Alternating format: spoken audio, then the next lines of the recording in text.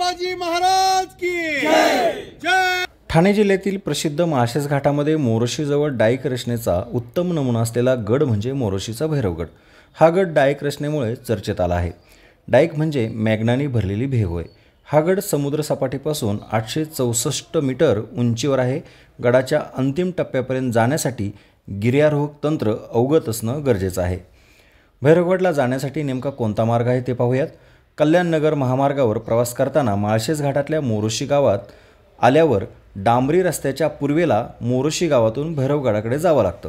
साधारणपणे 15 ते 20 मिनिटं दाट झाडीतून पुढे गेल्यावर एका छोट्या टेकडीवर पोहोचल्यावर त्यापुढे साधारणपणे 3 छोट्या टेकड्यांचे टप्पे पार केल्यावर एक खडकाळ टप्पा लागतो। तिथून डावीकडे जात थोडा वेळ चढाई करून आपण एका पठारावर पोहोचतो। या पठारावरूनच समोरच आपल्याला भैरवगड दिसतो। भैरवगड सह्याद्रीच्या मुख्य रांगेतून वेगळा झालेला लक्षवेधी कातळ सुळका आहे।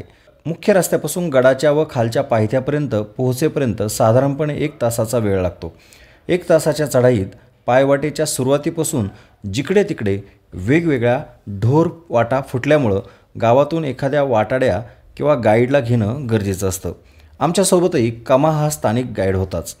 नमस्कार, मी रायचंद्र शिंदे, स्वागत आहे तुम्हा सर्वांचं। खरं तर सकाळचे 7:15 वाजलेत आणि आपण आहोत सह्याद्रीच्या डोंगर रांगांमध्ये ठाणे जिल्ह्यामध्ये। मागं जर पाहिलं तर हा सगळा जुन्नरचा शेवटचं टोक आहे, म्हणजे नाणेघाट परिसर असेल किंवा इतर काही जो एरिया आहे याच्याबद्दल डिटेल जाणून घेऊया, कारण आपण या परिसरात पहिल्यांदाच येतोय। खरं तर ट्रेकला सुरुवात केलेली आहे दीपक विशे सरांचा सह्यागिरी ॲडव्हेंचरचा जो ग्रुप आहे, सातारा सांगली त्या परिसरातले काही ट्रेकर आलेले आहेत, ते पुढे गेलेले आहेत। इथं मुद्दाम थांबलेलो आहे कारण सकाळ झालेली आहे, सूर्य आता जस्ट उगवण्याच्या मार्गावरती आहे। ट्रेकर काही जात आहेत पण, आणि आपल्याला ह्या ट्रेकबद्दल जाताना या ठिकाणचे जे गाईड आहेत, 2 महत्त्वाची नावं मोरोशी गावामध्ये आपल्या गाड्या पार्क केल्यात आणि त्या भागातले जे 2 भाऊ आहेत त्यातला एक भाऊ आपल्यासोबत आहे। दादा नमस्कार। नमस्कार, माझं नाव कमा पोकळा।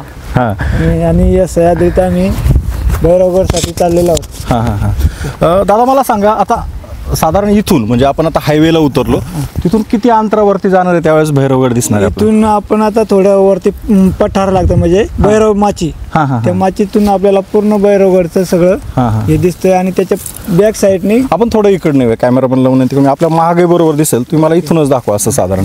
आता सुरुवातीला करतो, ते शेवटचं टोक कसलं आहे ते याचा दौंडा म्हणून आहे, दौंडा डोंगर, सह्याद्रीतलाच म्हणजे नाणेघाटाच्या त्या रेंज मधला सह्याद्रीचा दौंडा। त्या टोकापासून ही सह्याद्री पूर्ण हे नाणेघाट आहे। हा सुळका कसला आहे जागेवर? एक भैरवगड आहे आणि त्याच्या पाठीमागे तो म्हणजे आता माझ्या मते आता अजून क्लिअर दिसत नाही आपल्याला, नाही क्लिअर दिसत। अलीकडचा जो दिसतोय ना आपल्याला, अलीकडचा छोटासा असा एक तो भैरवगड आहे। भैरवगड जाणून घेणार आहे आज आपण तुमच्यासोबत, पण मला उत्कंठ आहे ह्या नावामध्ये भैरव नाव पडले आणि कदाचित मी वाचलंय गडावरती भैरवाचं मंदिर सुद्धा आहे। काय आहे मंदिराची आख्यायिका, काय नेमकं? ते असे दगडांना शेंदूर वगैरे लावलेला आहे, भैरवनाथाचं ते मंदिर आहे आणि त्याचा उत्सव चैत्र महिन्यात या गावकरी लोक करतात। अरे वा, यात्रा भरते त्याची। तुम्ही उत्सवात सहभागी होता? पण मला सांगा, बहुतेक किल्ल्यांवरती भैरवाचंच मंदिर का असतं बरं? मला नाही एवढं सांगता येणार। बरं, आपण एक त्याला संदर्भ जोडूया, शिव अवतार किंवा महादेवाचा अवतार, आणि हे एक आपलं काय म्हणतो, आपलं संरक्षण करणारं दैवत आहे। आणि त्यामुळं किल्ल्यांवरती वेगवेगळ्या ठिकाणी जी मंदिर आहेत त्याच्यामध्ये शिवाचं खूप स्थान महत्वाचं आहे। शिवलिंग असतं बहुतेक किल्ल्यांना। सह्याद्रीमध्ये भटकंती करताना मला जाणवलं, आणि हा एक कुतूहलाचा विषय होता। भैरव नावाने गड आहे आणि त्याच्यावरती भैरवाचं मंदिर सुद्धा आहे। ही सगळी स्टोरी आपण जाणून घेणार आहे, त्यातला इतिहास जाणून घेणार आहे। दीपक सर सोबत आहेत। ठाणे आणि पुणे जिल्ह्यामध्ये मोठ्या ज्या ॲडव्हेंचर ॲक्टिव्हिटी राबवणारा तो ग्रुप आहे सह्यागिरी ॲडव्हेंचरचा, हे सगळं आपण जाणून घेणार आहे। आणि सगळ्यात महत्त्वाचं म्हणजे ह्या किल्ल्यावरती जाताना जो थरार आहे, हा थरारसुद्धा आपल्याला पाहायचा आहे। हा थरार जर तुम्हाला अनुभवायचा असेल तर शेवटपर्यंत हा व्हिडिओ तुम्हाला पाहावा लागणार आहे। चला तर मग दादा, आपण आता पुढे जाणार आहोत। भैरवगड हा पूर्व पश्चिम 550 फूट विस्ताराचा व 400 फूट उंच सरळसोट कातळ भिंत नैसर्गिकरित्या लाभलेला आहे। आम्ही या पठारावरून मळलेल्या पायवाटेने थोडं पुढे गेल्यावर उजव्या हातास एक भलं मोठं झाड लागलं। या झाडाच्या पायथ्यास भैरवाचे ठाणं आहे। या ठिकाणी शेंदूर फासलेले अनेक देव, छोटे शिवलिंग व नंदी ठेवण्यात आला आहे। त्याच्या चारी बाजूंनी दगड रचून आडोसासुद्धा तयार करण्यात आला आहे। भैरवाच्या आसपासचे सर्व किल्ले शिवकाळात म्हणजे स्वराज्यात असल्यामुळं भैरवगडही शिवरायांच्या ताब्यात असला पाहिजे. या गडाचा उपयोग मुख्यत्वे व्यापारीदृष्ट्या अतिशय महत्त्वाच्या असणाऱ्या माळशेज घाटावर लक्ष ठेवण्यासाठी होत होता. 1818मध्ये हा गड इंग्रजांच्या वतीने कॅप्टन डिक्किसनने जिंकून घेतला. त्यावेळी 6 जानेवारी 1818मध्ये डिक्किसनने एक पत्र लिहिले होते. त्यात तो म्हणतोय, मी वैरामगड येथे असताना पेशवा बाजीराव बऱ्याच फौजेसह जवळ येऊन पोहोचला होता. अशी बातमी मला समजली. किल्ल्याला वेढा देण्याकरता जे लोक पाठवले होते ते किल्ल्याच्या पायथ्याशी होते. त्यांना वर जाता येईना. तसेच बाजीरावाचे बेत काय होते त्यांचाही अदमास लागेना. तेव्हा किल्ल्यावर जाण्यासाठी 30 फूट उंचीची जी भक्कम शिडी होती ती मोडून टाकावी असे मला वाटलं. त्याप्रमाणे मी ते केलंही. हा किल्ला एक निमुळता होत गेलेला उंच शिखरावर बांधलेला आहे. शेजारच्या खेड्यापाड्यातून निरनिराळ्या प्रकारचे हत्यारे गोळा करून शिडीच्या खाली ज्या पायऱ्या होत्या त्या मी पाडून टाकल्या. त्या पायऱ्या एका 40 फूट उंचीच्या खडकात खोदलेल्या होत्या व त्या अगदी उभ्या होत्या. चला तर मग पाहूयात याच किल्ल्याचा हा आमच्या भटकंतीचा प्रवास आणि थरारसुद्धा.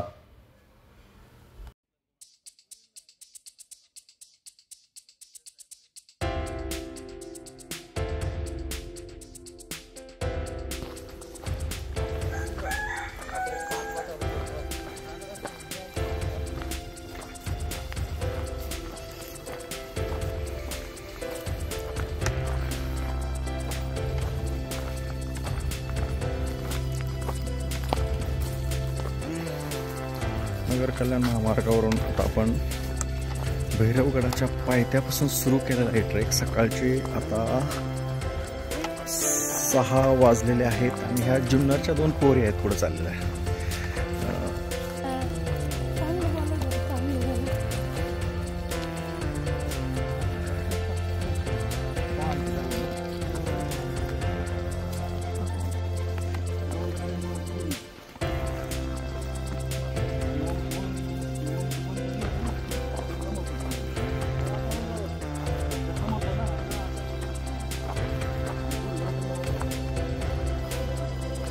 तर आता बऱ्यापैकी आपण एक चढण चढून आलो आहे. म्हणजे जवळपास आपला अर्धा तास झाला आहे. 7ला निघालो होतो आणि एक जागेवरती चढण आहे.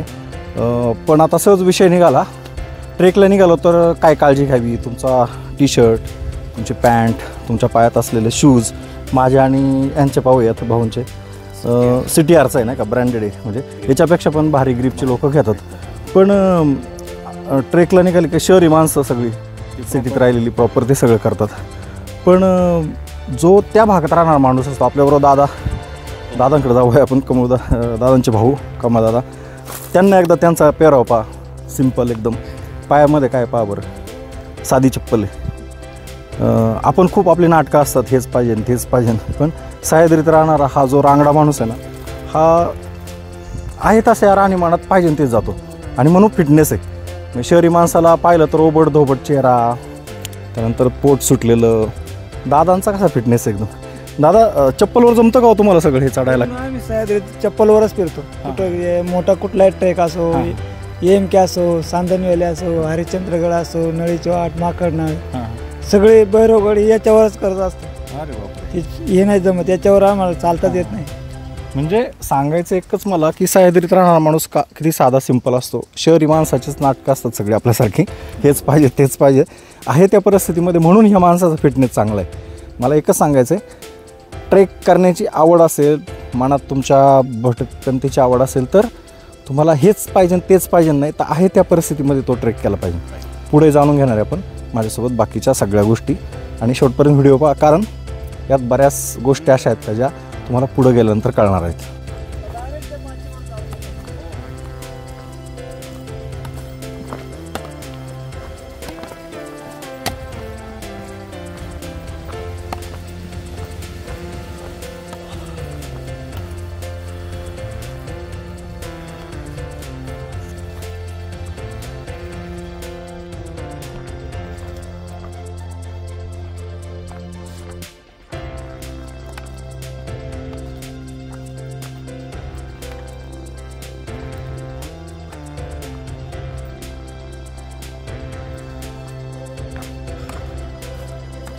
तर घामाघूम झालं आहे.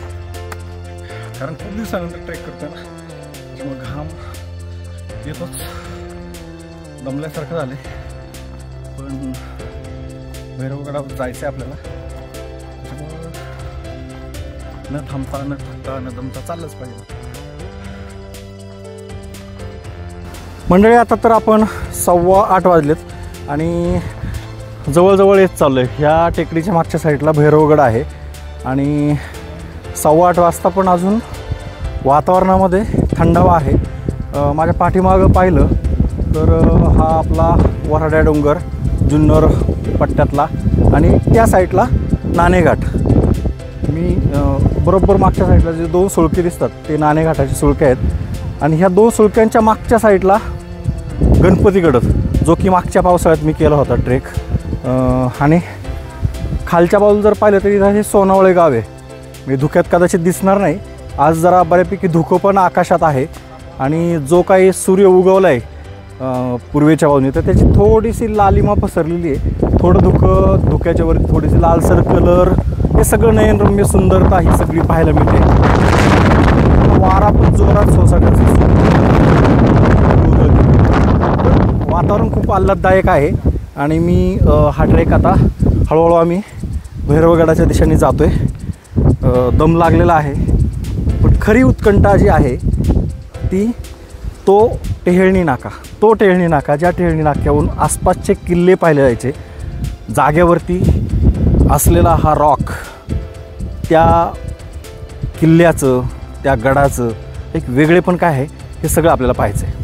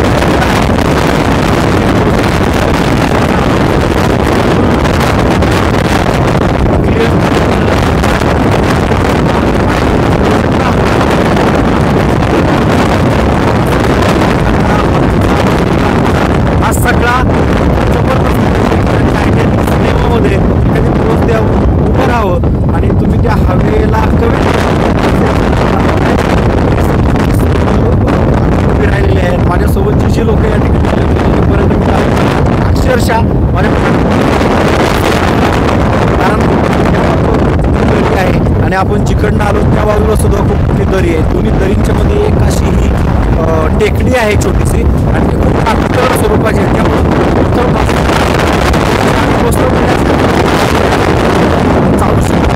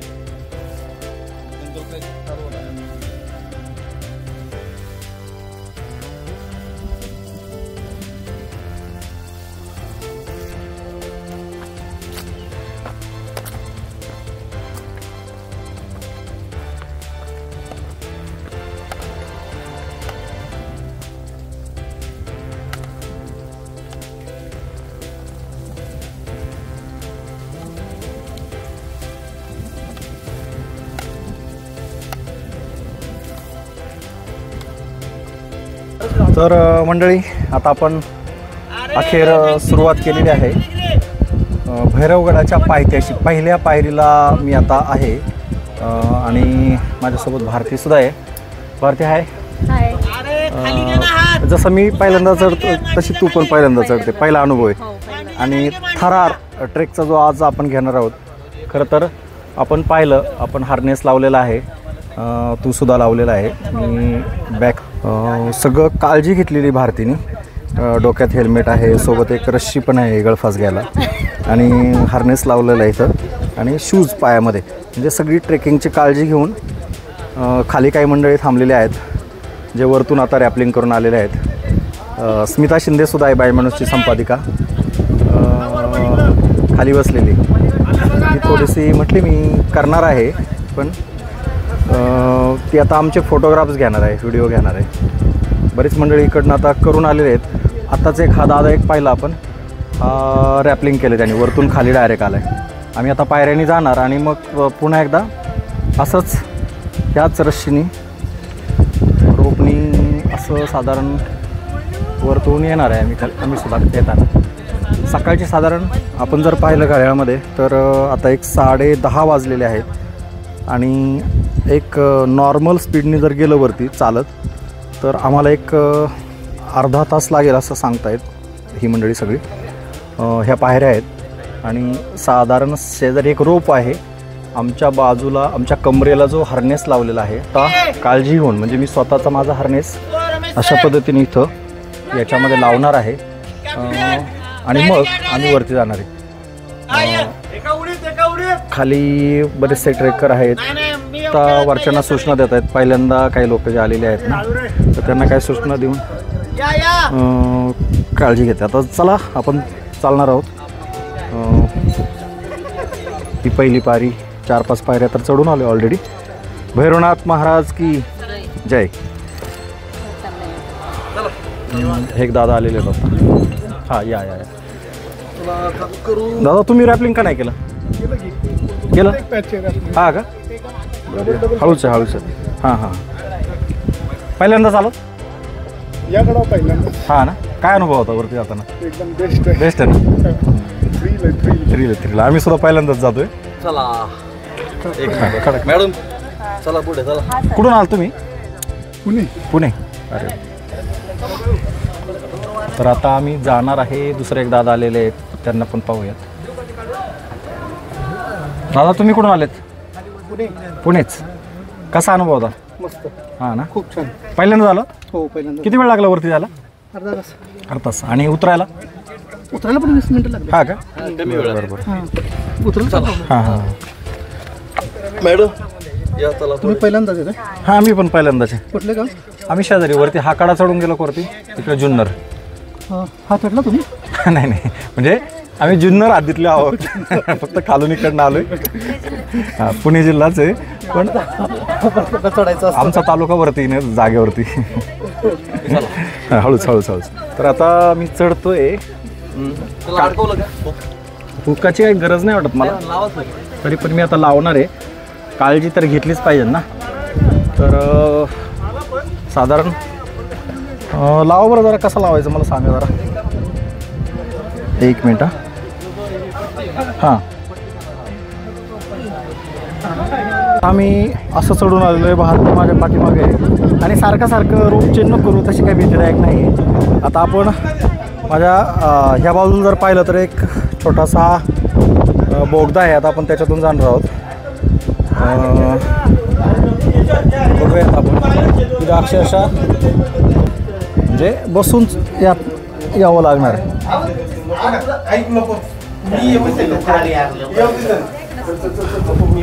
आता नको तू एवढा केला आणि नको प्लीज नको माझे उत्तर गाणं पाठवलं. खाली एक जाबाज मित्र आहेत ते येत आहेत आणि भारती आता तयारीत आहे. भारतीय पटकनी वाकून आहे. नको ना मी नाही आई शपथ नको नको ना नको ना किशोर नको ना मी नाही येत पाय छेदवायला माहिती मी गेलो नसतो का एवढा आलो नाही येऊ मला पण वाटतं ना मी आलो पाहिजे वरतं पण नाही मत माझी आम्ही आहे ना आम्ही काय तू चिंता कर पाय ना शेतवला डायरेक्ट चप्पल माझी शेतात बघी तुम्हाला काय भीती वाटते का? पाय शेतवल तो डायरेक्ट पाय कापतात माझं डायरेक्ट. घाबरलेत का तुम्ही? घाबरले काय घाबरू नका, टेन्शन नाही. पूर्ण सेफ दे तुम्हाला. आता इकडनं जगदीश ताजवे येत आहेत. इथे तो मला तर वरती येऊ दे ना. आजाओ. इथे बस त्याच्याबरोबर बस तिथे. आणि अशा पद्धतीने गुहेत जुन्नरचा बिबट्या शिरलेला आहे. इकडे या साईडला बस तिकडे इथं बस. नाही इथे बसू त्याला पाठवा. अशा पद्धतीने आता आपण एक 25% गड सर केलेला आहे. जर खालच्या बाजूला जर पाहिली वरती भारती काहीच नाही ना, शेतकऱ्याची पोरगी येतो त्यामुळं काहीच वाटलं नाही ना, अजिबात नाही. आता जगदीश ताजवे येथील जुन्नरचा दुसरा बिबट्या एक बिबट्या पुढं आलेला आहे. आणि खाली बायमानूची संपादिका स्मिता शिंदे हा सगळा नजारा आपल्या कॅमेऱ्यात टिपते. आणि आता अखेर जुन्नरचा दुसरा बिबट्या सुद्धा वरती आलेला आहे. इकडं पण काही दादा आहेत. तुम्ही कुठले दादा? भिवंडी. आणि हे दादा हां हां. अरे वा. किती तुमच्या पाठीमागं जर पाहिलं तर त्या साईडला पाहा ना, तो एक कडा कसा असा निखळलेला आहे. म्हणजे किती रुद्र अवतार आहे ना सह्याद्रीचा. म्हणजे थोडीशी जरी चूक इथं झाली तर धोका होऊ शकतो. आणि जसं की आपण राज्यातले जेवढे गडकोट आहेत त्यातला हा सगळ्यात थरार आणणारा रौद्र, अजून काय म्हणता येईल, भीषण, चित्तथरारक असे अनेक शब्द इथं फिके पडतील. 90 डिग्री. हां. आणि सह्याद्री चढताना तुम्हाला रांगत चढावं लागतं. हा आपण अनुभवला असेल, तुम्ही किती पण ताटमानेने जगत असाल तरी रांगतच चढावं लागतं. हां, लहानपणची आठवण येते. तर सध्या जगदीश भाऊ सुद्धा हा थरार आपल्या मोबाईलमध्ये टिपतायत, कारण आयुष्यात पुन्हा कधी या ठिकाणी येईल हे माहीत नाही. पण आलो आहे तर प्रत्येक गोष्ट आपल्या कॅमेऱ्यात कैद करता आली पाहिजे. मी स्वतः तुमच्या मागं आहे आणि तुमच्या कॅमेऱ्यात ह्या दोन्ही गोष्टी आपण टिपतो एका वेळेस. तुम्ही पहिल्यांदाच त्याच्यावर आले काय? खरं तर आहे ना, म्हणजे व्हिडिओत पाहतो त्यावेळेस खूप डेंजरस वाटतो. पण काळजी, भीती आहेच आहे. म्हणजे भीती नाकारता येत नाही, कारण मी इथून खाली जर तुमच्या खाली पाहिलं ना डायरेक्ट तर मला चक्कर येईल किंवा मी म्हणतो बापरे. म्हणजे एक साधारण 50-60 मजली इमारत इतक्या उंच आहे आपण. आणि दुसऱ्या बाजूला जर आपण भीती मारातून काढली, इथं आलो तर आपण शेतकऱ्याची पोरं आहे सगळी. तर ह्या गोष्टी, विहिरीत चढणं उतरणं, लहानपणी आंघोळी विहिरीत दोरखंडीने वरतून उड्या मारल्यात, विहिरीत उड्या मारल्या, तर घाबरलं नाही पाहिजे. शेवटी रिस्क, काळजी घेतली पाहिजे. हां, प्रत्येक गोष्टीचा अनुभव घेतला पाहिजे. तो एक दादा आहेत, त्यांनी त्यांच्या स्वतःच्या मुलीला घेऊन या ठिकाणी ते क्लाइम्बिंग करतायत. हा एक वेगळा अनुभव आहे खरंच. स्वतःच्या सोबत स्वतःच्या मुलीला, बापलेख असावेत कदाचित, बापलेखांनी सह्याद्री सर करणं उतरणं हे एक वेगळा अनुभव असतो. आणि त्यांची पोरगी आज कदाचित माझ्या माहितीनुसार आपल्याला एक 2-3 दुसरी तिसरीला असू शकते ती, तिच्या एकूण याच्यावरून. तर तो छान पद्धतीने तिने थरार केलेला आहे. तर लहानपणापासूनच जर सह्याद्रीच्या प्रेमात जर पडलं असं आपल्या मुलांना पाडलं तर नक्कीच हा एक वेगळा आनंद असू शकतो. वेगळं वेगळं त्याला वेगळं इकडे इकडे बांधलं होतं.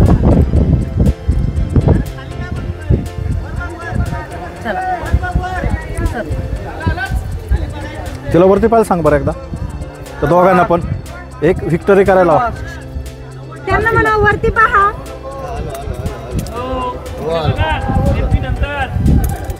चला. माझे नाव सह्याद्री किशोर कुमार पाटील. मी आता तिसरीत शिकते. मी 9 वर्षाची आहे. हा भैरवगड मी पहिल्यांदाच करते आणि आमच्या ग्रुपचे नाव एक्सप्लोरर्स आहे. तर आता आपण जवळपास अर्ध्या किल्ल्यावरती आलेलो आहोत.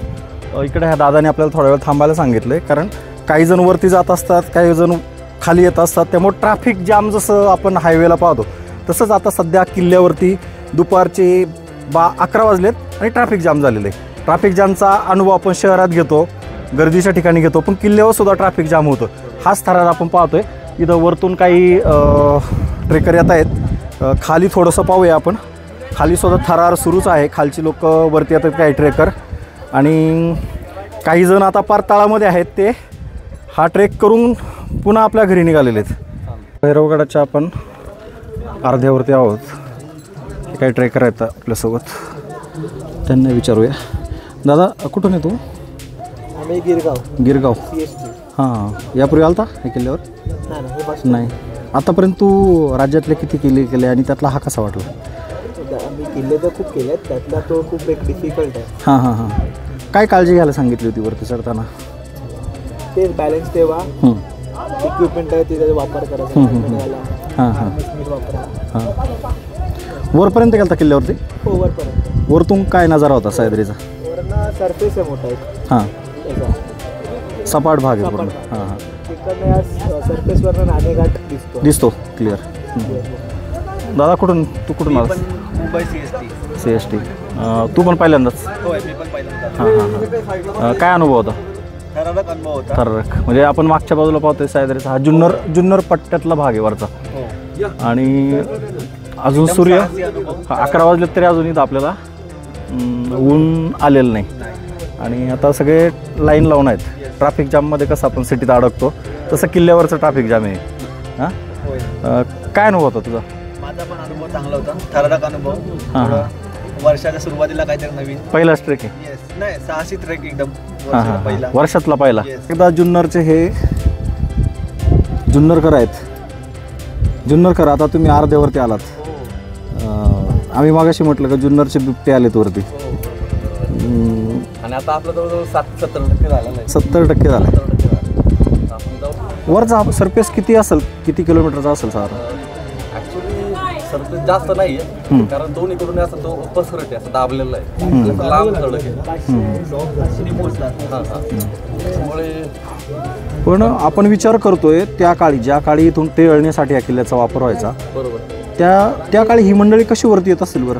तर ह्या पायऱ्यांच्या बाजूला आहे ना, ही अशी भिंत होती. पण ती भिंत निर्माणच्या काळात होईना किंवा गडवाटा ज्या तोडल्या गेल्या ते सगळं तोडले. ही भिंत म्हणजे ही भिंत होती. जसं आपण चावंडवरती पाहतो, चावंडच्या पायऱ्यात आपल्याला अक्षरशः लहान मुलगा कसा रांगत चालतो तसं चालावा लागतो. तसंच म्हणजे त्या काळातली लोक किती हायटेड किंवा बलदंड असतील ना. म्हणजे आता खालपर्यंत आहे ना ह्या भिंती होत्या, एकदम सेफ्टी होत्या जायला वर. पण आता ते काळानुरूप किंवा ऊन वाऱ्याचा पाऊस म्हणजे ते झेलत त्या पायऱ्या काही कमजोर झालेल्या आहेत किंवा काही तोडल्या गेलेल्या आहेत असं तर नाही. पण आपण जर पाहिलं तर ही रश्शी म्हणून आपल्याला भीती वाटत नाही. ही रश्शी नाही असं समजा काय काळ कोणालाच, तर आपण चालू शकतो याच्यावर. ऍक्च्युली चालू शकतो, पण एका ठिकाणी आपण ते दीपक सरांनी आपल्याला वर घेतलं आणि इथं कमळ एक दारा थांबलेला आहे. हे दोन ठिकाणी ना थोडंसं अवघड आहे. इथून जर निसटलं तर डायरेक्ट दरीमध्ये. दोन्ही साईडला सोडलंय. हा, दोन्ही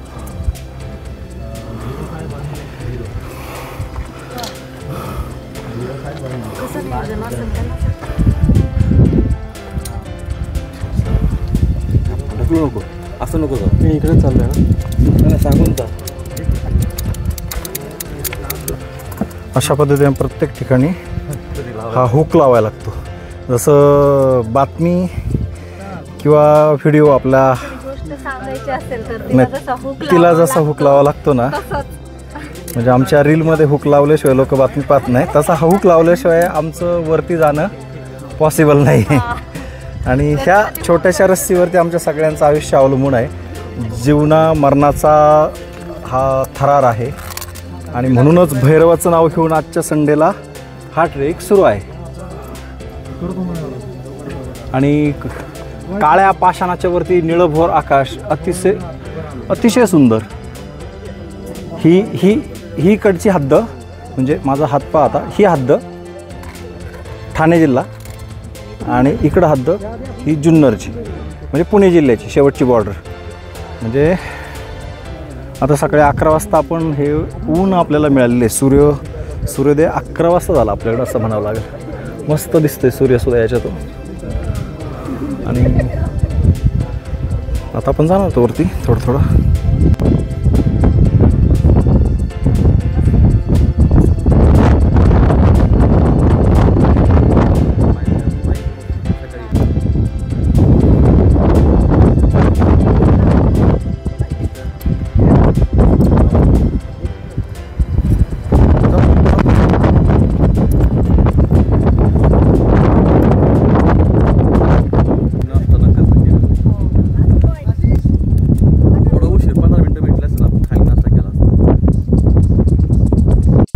तर मंडळी, सुरक्षेची सगळी काळजी घेऊन अखेर आपण भैरवगडावर पोहोचलेलो आहोत. सह्याद्रीच्या या रांगांमध्ये असलेला हा अतिशय वेगळ्या धाटणीचा, एका वेगळ्या पाषाणामध्ये आणि टेळणीचा असलेला हा किल्ला. पलीकडं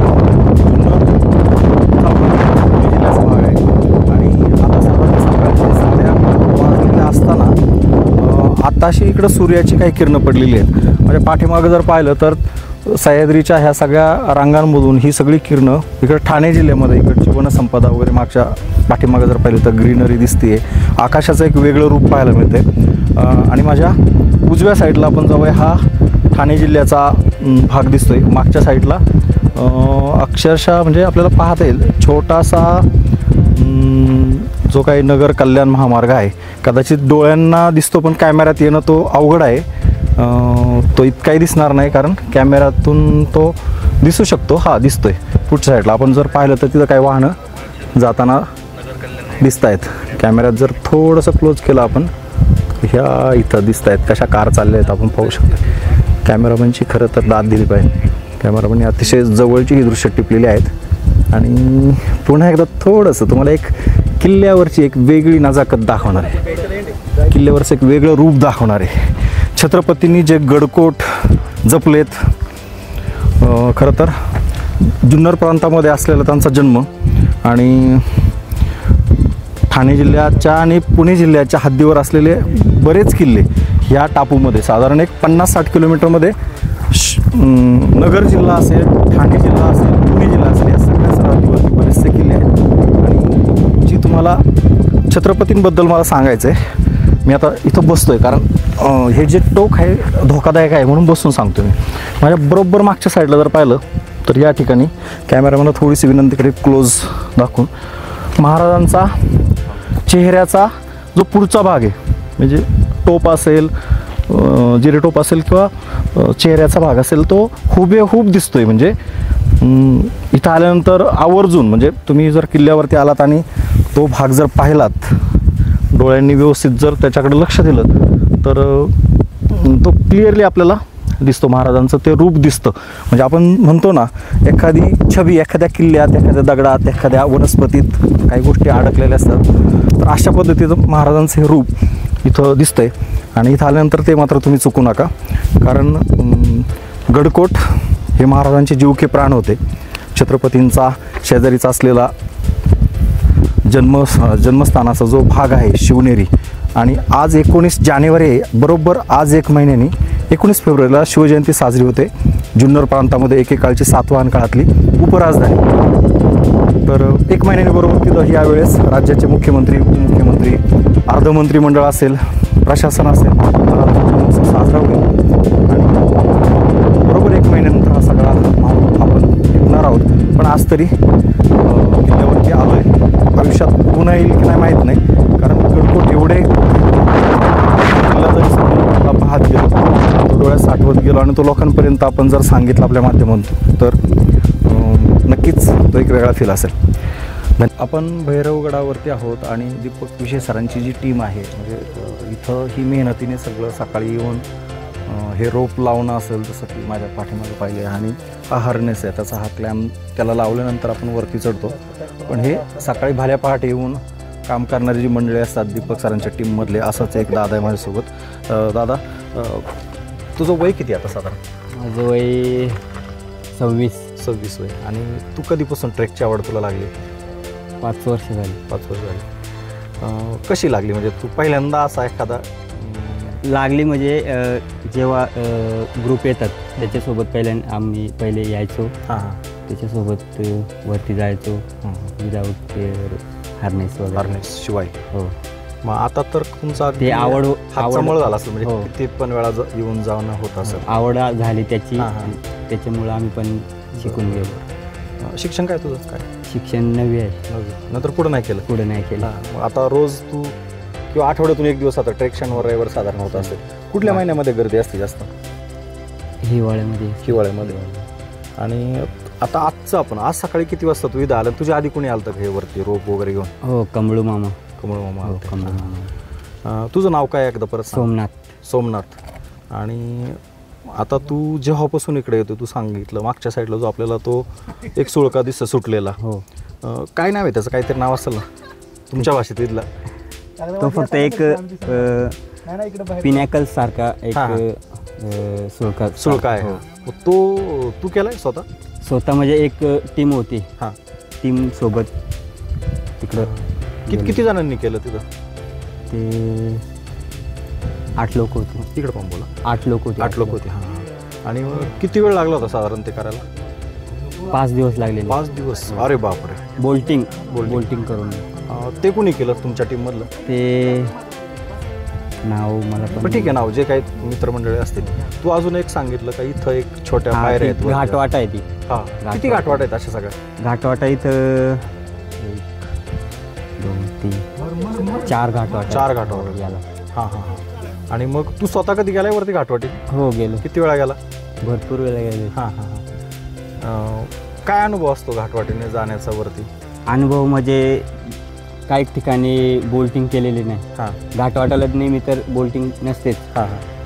काही टेक्निकल असते, टेक्निकलनी जावं लागतं. पण तेवढं धोकादायक पण असतं. हो, धोकादायक पण असतं. आणि आता हा जो ट्रेक आपण करतो म्हणजे आता आज आपण भैरवगडावरती आसपासच्या किती किल्ल्यांवरती तू स्वतः गेलाय? स्वतः काय नाव? इथं आसपास म्हणजे हाडसर गेलो. नाणेघाट तिकडे ते तर घाटवाटच आहे, तिकडे गेलो. जीवदान गेलो.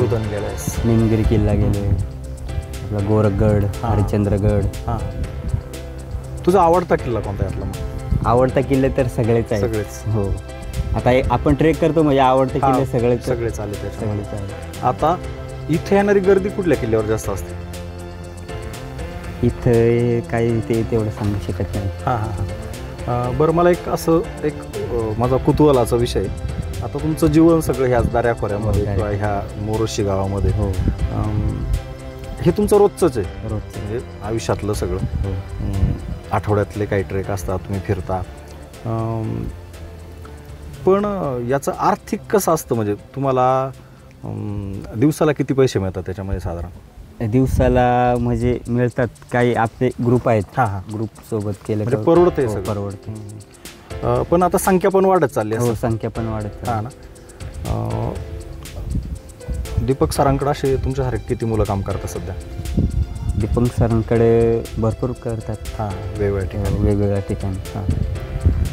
म्हणजे तुम्हाला एक रोजीरोटीचा प्रश्न पण या निमित्ताने भेटला आहे. तो पूर्वी नसेल कदाचित. आणि ठीक आहे, म्हणजे शिक्षण काही आले तर ग्रुप आले तर मग आम्ही घेऊन स्वतः येतो, कारण आम्ही पण ट्रेनिंग घेतलेली आहे. बरोबर. कुठे घेतलं तू ट्रेनिंग? पुण्याला घेतली. अरे बापरे. आणि काय कोणती संस्था होती? काय ते पुणे ॲडव्हेंचर सर्टिफिकेट कोर्स असेल? तुमचं काय ग्रुपचं नाव आहे? आपण छातीवर ते गावातले आम्ही मोरोशीकर. आणि इकडे काय भैरवनाथ क्रिकेट क्लब मोरोशी. अगदी त्याच्यावर सुद्धा भैरवगडाचा उल्लेख आणि फोटो पण आहे. तर एक आपण म्हणजे तुझ्याशी गप्पा मारता मारता सहज विषय आला म्हणून मला एक सांगावंसं वाटतं. जसं जुन्नर पर्यटन तालुका झाला, राज्यातला पहिला पर्यटन तालुका आहे, वेगवेगळ्या ठिकाणी असे हे एकेकाळी इतिहासाची साक्ष देणारे हे किल्ले, एकेकाळी दिमाखाने मिरवणारे हे किल्ले, शत्रूवरती लक्ष ठेवणारे हे किल्ले, तो काळ म्हणजे 2000 वर्षापूर्वीची सगळी या किल्ल्यांची उगमस्थान आहेत किंवा तेव्हापासून याची ओळख आहे. पृथ्वीची निर्मिती झाली त्या काळात सह्याद्री तयार झाला, त्यात जे काही गडकोट होते ते पुढच्या काळात अगदी महाराजांच्या काळापर्यंत खरी ओळख महाराजांनी छत्रपतींनी त्या गडकोटांना दिली.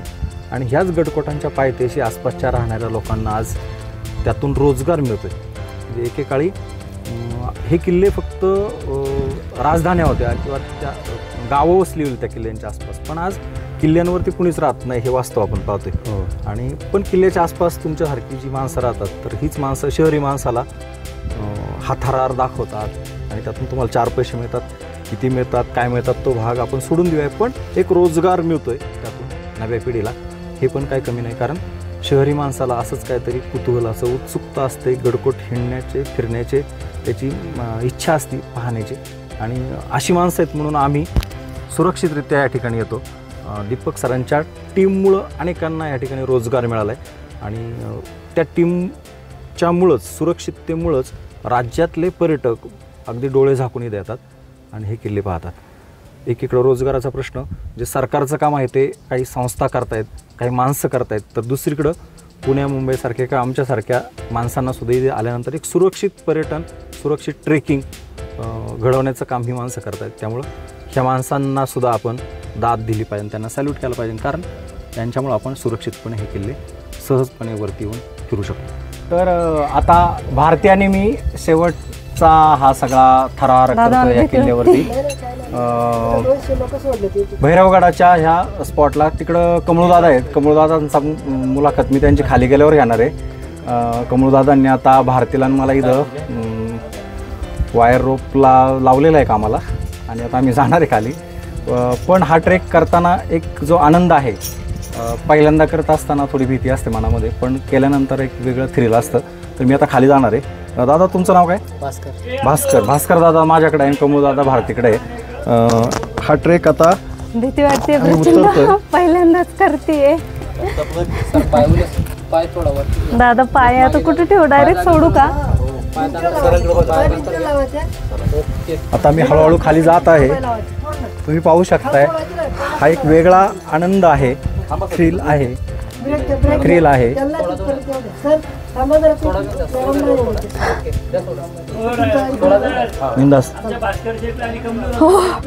येस कमळ दादा आता भारतीला सोडतायत, तरी पण भीती वाटते आणि भीती वाटते खरंच. माझ्याकडे कदाचित येतील हे फोटो घ्यायला, दोन्ही हात सोडून पण भीती वाटतेच तरी. म्हणजे जो थ्रिल असतो तो खरंच थ्रिल घेतोय आम्ही.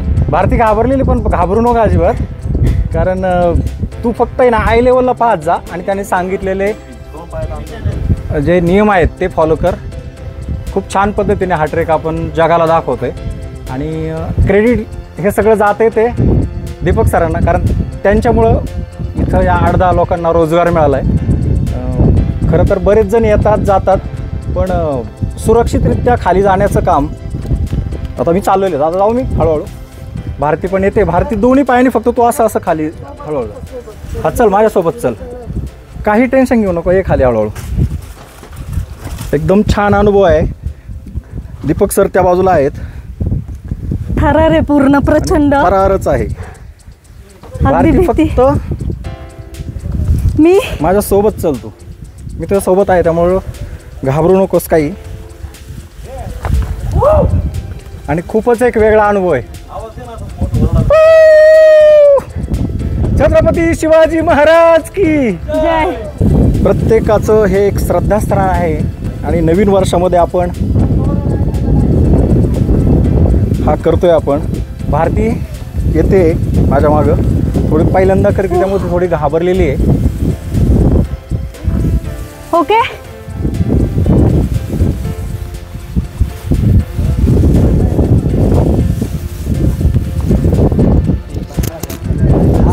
एवढंच. आणि आता मी थांबलेलो आहे.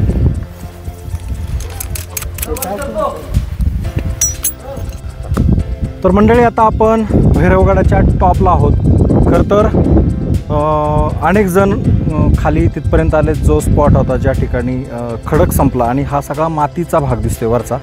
एखाद्या मंदिराचं शिखर जसं असतं ना तसं हे शिखरच आहे भैरवगडाचं. आणि माझ्या पाठीमागे जर पाहिलं तर आता क्लिअरली त्या बाजूला नाणेघाट त्याचा सुळका दिसतोय. इकडं साधारण हा वऱ्हाड्या डोंगर किंवा साधारण माझ्या मते आपण त्याला निमगिरी पण म्हणतो त्याच परिसरामध्ये आहे. आणि ही सगळी इकडची उंचच्या उंच शिखरं, प्रत्येक शिखराचं वेगळेपण, प्रत्येक शिखराचं वेगळं सौंदर्य, हे सगळं ह्या टॉप व्ह्यूवरून इतकं सुंदर दिसतंय. तुम्हाला कल्पना आलीच असेल मी ज्या ठिकाणी उभा आहे आणि माझ्या पाठीमागचा हा सगळा परिसर ज्या पद्धतीने तुम्ही पाहत आहे, तर हा डोळ्यात साठवण्यासाठी भैरवगडचा सगळ्यात टॉपचा व्ह्यू आपल्या नजरेत टिपण्यासाठी अनेक जण येतात. आयुष्यामध्ये कदाचित एका व्यक्तीला एकदा संधी येत असेल, त्याला आवडला तर तो पुन्हा येईल. पण एवढे काही गडकोट आहेत हे सगळे आपल्या आयुष्यात एक एक जरी म्हटलं तरी आपलं आयुष्य समजून घ्यायला तेवढा वेळ जाणार आहे. पण हे सगळं सौंदर्य पावसाळ्यातलं, उन्हाळ्यातलं, हिवाळ्यातलं, वेगवेगळ्या ऋतूतलं एक वेगळ्या प्रकारचं असतं. आणि आता साधारण जानेवारीची ही पहिला आठवडा आहे, वर्षातला पहिलाच ट्रेक आहे. आज इथंच आपण थांबणार आहोत. पण असेच नवनवे ट्रेक आणि नवीन नवीन भटकंती जर तुम्हाला पाहायची असेल तर तुम्हाला बाय माणूस या यूट्यूब चॅनलला सबस्क्राईब करावं लागेल, लाईक करावं लागेल, कमेंट करावं लागेल. आणि आमचा हा व्हिडिओ कसा वाटला हे आम्हाला जरूर कळवा. राज्यातले आणि देशातले असे वेगवेगळ्या भटकंतीचे व्हिडिओ आम्ही तुमच्यापर्यंत पुढच्या काळात घेऊन येणार आहोत. आमची टीम आहे बाय माणूसची भली मोठी. खरं तर आज मी हे रिपोर्टिंग करतो, पुढच्या काळात नवीन कोणतरी अँकर असेल. आमच्या बाय माणूसला गेस्ट अँकर ही कन्सेप्ट आहे आणि प्रत्येक वेळेस त्या परिसरातली जी गेस्ट असेल किंवा नवीन अँकर असेल यासोबतसुद्धा हे सगळे व्हिडिओ तुम्ही पाहणार आहात. आज इथेच थांबणार आहात. तुम्ही मात्र कुठे जाऊ नका, पाहत राहा फक्त बाय माणूस.